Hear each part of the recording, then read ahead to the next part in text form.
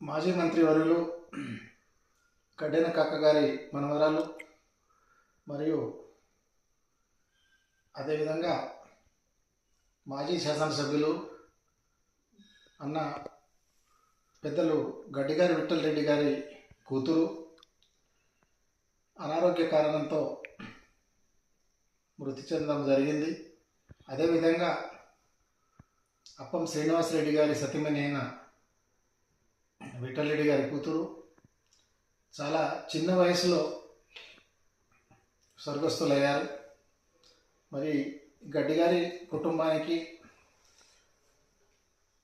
అప్పమూల కుటుంబానికి మోహన్ రావు ప్రజా ట్రస్ట్ తరఫున ప్రగాఢ సానుభూతి తెలుపుతూ భగవంతుడు వీళ్ళ కుటుంబాన్ని మనోధైర్యంగా ఉండాలని అదేవిధంగా ముధోల్ భారతీయ జనతా పార్టీ తరఫున వీళ్ళ కుటుంబానికి ప్రగాఢ సానుభూతి తెలియజేస్తున్నాను.